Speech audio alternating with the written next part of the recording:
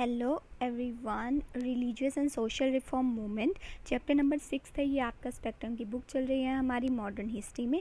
Part number 1 है, तो ये भी थोड़ा सा लेंदी चैप्टर है, लेकिन हम इसको जल्दी फिनिश करने की कोशिश करेंगे। तो स्टार्ट करते हैं।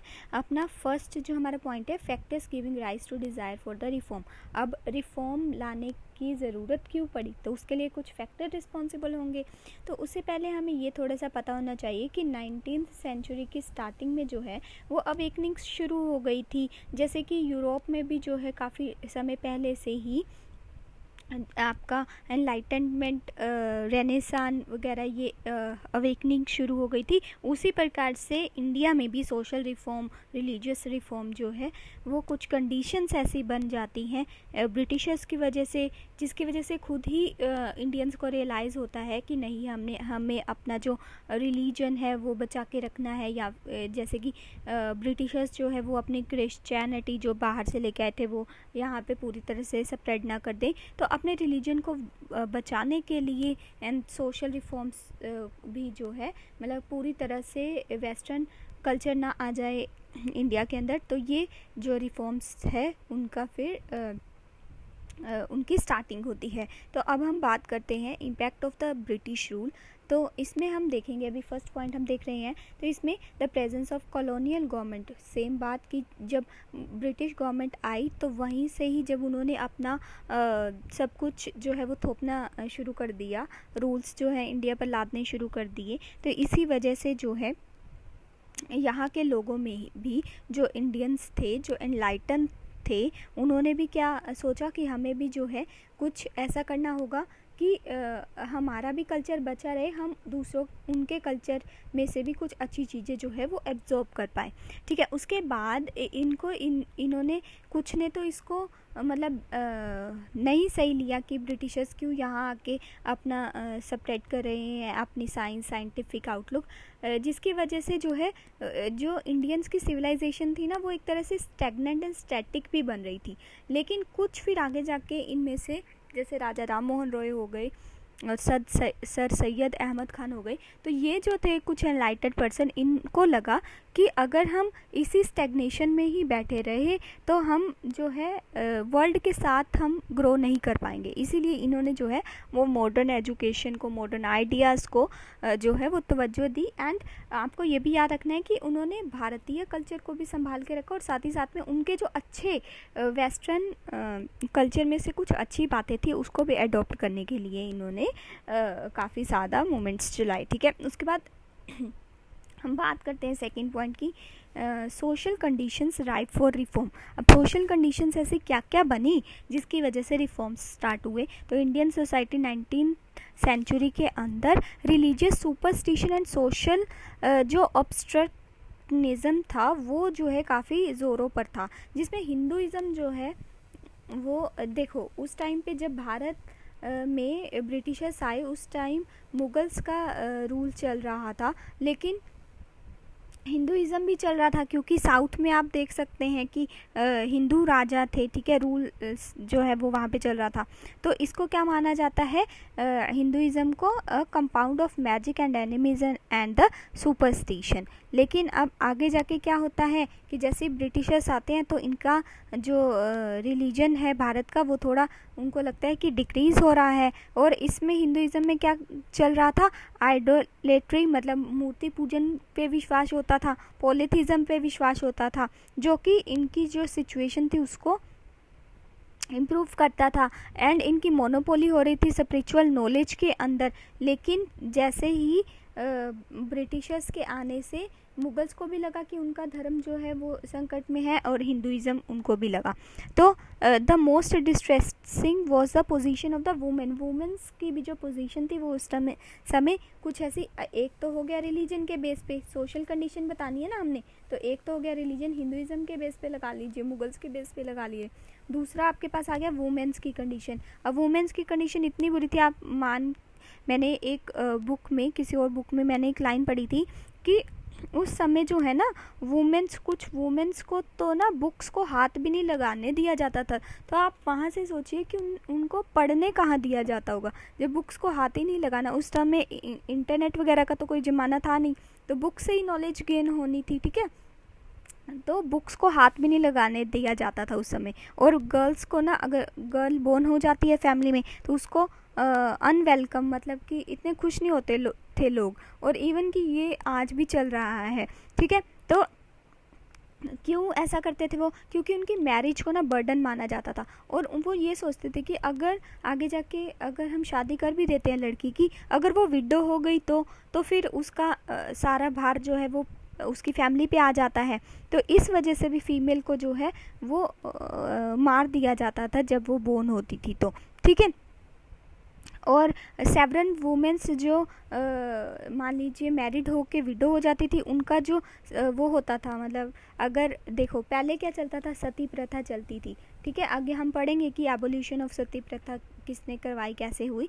लेकिन क्या माना, जैसे ही मान लीजिए अगर किसी स्त्री के हस्बैंड की डेथ हो जाती थी तो उसे सती कमिट करनी पड़ती थी। मतलब जैसे दाह संस्कार होता है तो उसी में ही उस औरत को जिंदा जला दिया जाता था, जो कि राजा राम मोहन रॉय ने काफ़ी कोशिश की कि सती प्रथा को यहाँ से ख़त्म कर दिया जाए। और इसको राजा राम मोहन रॉय कैसे डिस्क्राइब करते हैं सती को, कि ये एक मर्डर है अकॉर्डिंग टू द शास्त्र, ठीक है। मर्डर की तरह इसको देखा जाता है। ये किसने कहा? राजा राम मोहन रॉय ने। और आपको पता है कि राजा राम मोहन रॉय सती प्रथा के इतने खिलाफ क्यों थे? क्योंकि इनको अपने घर में ही ये चीज़ देखनी पड़ी थी अपनी भाभी के साथ। इनके भाई की जब डेथ हुई तो इनकी भाभी को भी सती प्रथा को में ही जला दिया गया था। इस वजह से ये काफ़ी ज़्यादा खिलाफ थे इसके।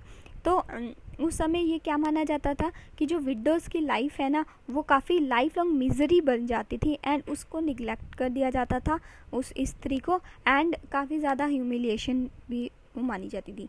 तो ये कुछ सेकंड पॉइंट हमने पढ़ा वुमेन्स के ऊपर, ठीक है। अभी हम आगे पढ़ेंगे कि और क्या चीज़ें हुई। एक चीज़ ये हुई कि जैसे हायरार्की चलती थी कि ये अनटचेबल है, जैसे कि शूद्रास जो थे वो 4th नंबर पर आते थे। तो ये जो हायरार्की चल रही थी, इस वजह से भी ये सोशल कंडीशन भी बनी कि रिफॉर्म्स लाने बहुत ज़रूरी हैं अगर हमने भारत को इकट्ठे करके रखना है। जैसे शेड्यूल कास्ट को पोल्यूटेड माना जाता था, ठीक है। और 20% जो थे ना वो who formed about the 20% of the Hindu population, जो ये शूद्रास थे, अनटचेबल एंड शेड्यूल कास्ट, 20% जो थे ये हिंदू ही थे। तो ये कैसा कर सकते हैं ऐसे कि मतलब कि क्योंकि ह्यूमनिज़म में हम ये नहीं कर सकते, क्योंकि सब ह्यूमन जो हैं वो सिमिलर ही होते हैं। आपने देखा होगा पहले मैंने कभी ये चीज़ नोटिस नहीं की थी जब तक मैं स्टडी कर रही थी, या फिर मैंने कभी ये चीज़ नोटिस नहीं की थी जैसे शूद्रास को अनटचेबल ये होने। लेकिन जैसे ही आप उसमें चले जाते हैं ना, जॉब में चले जाते हैं, स्पेशली जो है वो गवर्नमेंट जॉब में, वहाँ पे मैंने बहुत होते हुए ये देखा है कि ये छोटी जात का है, ये बड़ी जात का है। तो मतलब अभी भी ये चीज़ें चल रही हैं, और इसे देख के बहुत बुरा लगता है मुझे, तो स्पेशली बहुत बुरा लगता है इन चीज़ों को देख के। लेकिन हम किसी की मेंटालिटी को जो उसका मेंटली बना हुआ है परसेप्शन, उसको लाख हम समझा दें कि ऐसा नहीं होता, लेकिन हम उसको बदल नहीं सकते हैं। तो ये चीज़ें अंदर से ही आनी चाहिए कि ये अब चीज़ें नहीं रह गई हैं। क्योंकि देखिए स्टार्टिंग में ही हम सब बच्चे सारे इकट्ठे पढ़ते हैं, और तब हमें जहाँ से मैं पढ़ी हूँ वहाँ पे तो बिल्कुल भी ये चीज़ों के ऊपर फोकस नहीं दिया जाता था कि ये छोटी जाति ये वो फलाना। लेकिन जब हम बड़े हो गए हैं, अब हम जॉब्स में आ गए हैं, तो ये चीज़ें हो रही हैं, तो और भी बुरा लग रहा है कि ये चीज़ें अभी भी प्रेवलेंट है हमारे सोसाइटी के अंदर। तो आप देखिए उस समय से ये इसको हटाने की बात चल रही है, और आज तक भी ये चलता ही आ रहा है। मतलब इतने साल हो गए, हम इसको बिल्कुल जो है ख़त्म नहीं कर पा रहे हैं अभी तक। तो ये थोड़ा सा मैं भटक गई थी, सॉरी, टॉपिक से। लेकिन अगर आपको भी मैं यही कहूँगी, अगर आपको भी ये देखने को मिलता है, एटलीस्ट आप उस जो लोग हैं, तो क्या हुआ, वो छोटी जात के हैं, हम सब है तो एक ह्यूमन बीइंग की कैटेगरी ही है हमारी। तो एटलीस्ट आप अपने जो माइंड है उसको ऐसा बनाइए कि हमने सब के साथ इक्वली बिहेव ही करना है, ठीक है। उसके बाद जो अनटचेबल थे उनको काफ़ी ज़्यादा सफ़र करना पड़ता था, उनके ऊपर काफ़ी ज़्यादा रिस्ट्रिक्शंस लगाए जाते थे। तो ये कुछ कारण बनते हैं कि रिफॉर्म लाने के लिए जो है वो सब उनको सामने आना पड़ता है लीडर्स को, ठीक है। और एक तरीके से ये जो सोशल कंडीशन बनी ना, इससे जो है नेशनल फीलिंग भी सामने आई, ठीक है, नेशनल फीलिंग भी सामने आई एंड स्प्रेड ऑफ डेमोक्रेसी भी हुआ। ये दो चीज़ें आप याद रखेंगे कि ये जो रिफॉर्म्स आए इनकी वजह से क्या क्या होता है, ठीक है। उसके बाद एक चीज़ और हुई कि ये जो रिफॉर्म्स लेके आते थे ना, इसमें ऐसा नहीं था कि एक ही कम्युनिटी का फ़ायदा होगा, जैसे मुस्लिम्स के लिए लेके आ रहे हैं तो मुस्लिम्स के लिए फ़ायदा होगा, नहीं, ये सबके लिए फ़ायदा होगा, मतलब हिंदू के लिए, सिख, क्रिश्चियन, सबके लिए ये फ़ायदा था, ये जो रिफॉर्म्स हो रहे थे। तो अनटचेबिलिटी को भी रिमूव करने के लिए काफ़ी ज़्यादा रिफॉर्म्स जो है वो चलाए गए।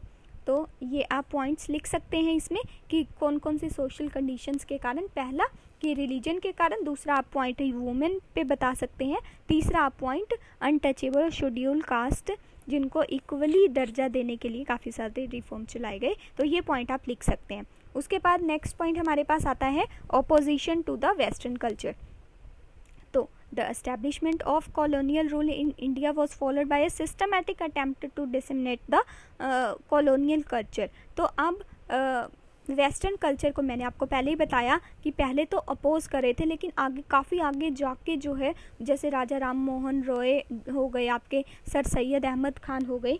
आपको पता है सर सैयद अहमद खान जो थे, इनके बारे में हम आगे भी पढ़ेंगे, लेकिन मैं थोड़ा सा इनके बारे में बता देती हूँ कि ये जो थे दिल्ली में बोर्न हुए थे, और इनके जो फादर थे एंड इनके जो ग्रैंडफादर थे वो आपके ब्रिटिश गवर्नमेंट के अंदर ही जो है वो काम किया करते थे। और ये जो इनकी जो डिसेंडेंट्स, ये इनके जो थे सारे एंसेस्टर्स, ये कहाँ से आए थे, ये आपके सेंट्रल एशिया से आए थे। एंड आपको ये पता होगा कि इन्होंने जो है वो काफ़ी ज़्यादा मॉडर्न एजुकेशन के ऊपर, कि वेस्टर्न एजुकेशन जो मिले मुस्लिम्स को, उसके ऊपर काफ़ी ज़्यादा इन्होंने काम किया। इनकी एक छोटी सी स्टोरी भी है कि इनका स्वभाव जो था वो बहुत ही ज़्यादा मतलब कि नम्र था। वो किस वजह से, एक स्टोरी इनके बारे में मैंने पढ़ी थी कि छोटे होते मतलब 11 साल के होंगे ये, तो इनके घर में एक नौकर काम करते थे और वो जो है तो काफ़ी बुज़ुर्ग थे।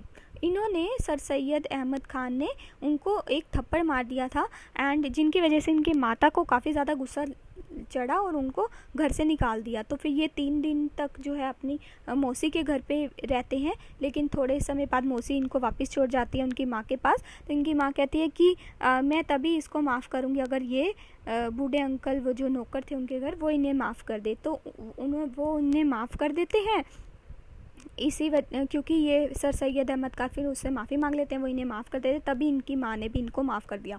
तो वहीं से ही इन्होंने सीखा कि कैसे इनकी माँ ने इनको सिखाया कि बिल्कुल शांत स्वभाव से रहना चाहिए, ये मार पिटाई में कुछ नहीं रखा हुआ, ऐसा कुछ कभी भी नहीं करना चाहिए। तो ये इनसे रिलेटेड थी। और एक चीज़ इनसे और रिलेटेड थी कि ऐसा माना जाता है कि ये जो 1857 का रिवोल्ट हुआ था, उसमें सर सैयद अहमद खान जो थे ना, वो ब्रिटिशर्स की साइड पे थे। ऐसा बिल्कुल भी नहीं है। क्यों ऐसा माना जाता है हिस्टोरियंस के द्वारा, क्योंकि कुछ हिस्टोरियंस के द्वारा, क्योंकि जब ये वॉर हो रहा था ना, तो काफ़ी ज़्यादा जो ब्रिटिश फैमिलीज़ थी ना, वो काफ़ी ज़्यादा घायल हो गई थी, जिसके कारण जो सर सैयद अहमद खान थे उन्होंने इन फैमिलीज़ का काफ़ी ध्यान रखा था, ब्रिटिश फैमिली का। तो इसलिए माना जाता है कि ये ब्रिटिशर्स की साइड पे थे।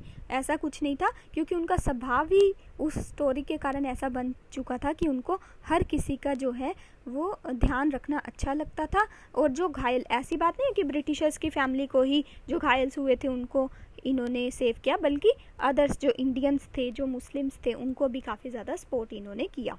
ठीक है। तो ओपोजिशन, काफ़ी ज़्यादा मैं भटक गई इस ओपोजिशन टू वेस्टर्न कल्चर को लेके। तो ये जो थे ना कुछ नाम, ये जो थे इसको सपोर्ट कर रहे थे, जबकि स्टार्टिंग में जो है कुछ उनको अपोज कर रहे थे वेस्टर्न कल्चर को। तो ये क्यों हो रहा था? क्योंकि ट्रेडिशनल कल्चर को वो बचाना चाहते थे एंड मॉडर्न जो कल्चर था उसको अडॉप्ट नहीं करना चाहते थे। लेकिन आगे जाके आइडियोलॉजी चेंज होती है और फिर उसको अपना लिया जाता है, हालांकि फुली नहीं अपनाया जाता, कम ही अपनाया जाता है। ठीक है, अभी हम आगे बात करते हैं new awareness among enlightened Indians. ठीक है, तो ये वाला पॉइंट है हमारा। तो इसमें क्या था कि इंडिया जैसे वास्ट कंट्री के अंदर जहाँ पे कॉलोनी बन चुकी थी ब्रिटिशर्स की, यहाँ पे जो है जो वीकनेस का कारण बन रही थी ना, वो इनकी स्टेगनेंट सिविलाइजेशन थी। ठीक है, तो ये ब्रिटिशर्स ने सोचा कि जो इनका सोशल स्ट्रक्चर है ना वो भी काफ़ी वीक है एंड कल्चर को भी हम इनके वीक कर देंगे।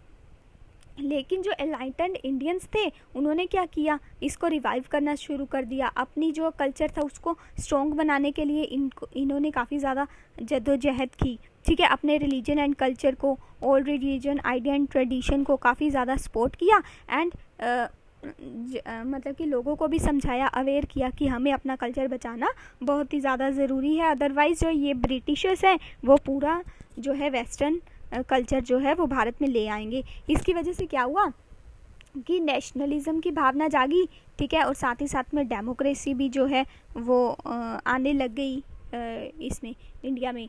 ठीक है, उसके बाद कुछ लोग जो थे जो कि नेशनलिस्ट सेंटिमेंट वाले थे, तो उन्होंने भी काफ़ी योगदान दिया अपना अवेयरनेस फैलाने के लिए। Emergence of the new economic forces आने लगी, एजुकेशन स्प्रेड होने लगी। एजुकेशन से क्या होगा, अब लोग अवेयर होंगे। ठीक है, इम्पैक्ट जो था मॉडर्न वेस्टर्न आइडियाज़ का वो अब धीरे धीरे अडोप्ट करना शुरू कर दिया इन्होंने। अब अवेयरनेस बढ़ी तो रिफॉर्म्स आएंगे तो सुधार होगा एंड ये डिमांड करेगी कि हमें इंडिपेंडेंस दी जाए। और कॉलोनियल प्रेजेंस को जो है वो अपोज करना शुरू कर दिया। इन्हीं रिफॉर्म्स की वजह से जो है फिर आगे जाके जो ब्रिटिशर्स हैं वो थोड़े उनका स्टेटस जो है वो गिर जाता है। अब हम नेक्स्ट लेक्चर में पढ़ेंगे social and ideological basis of reform.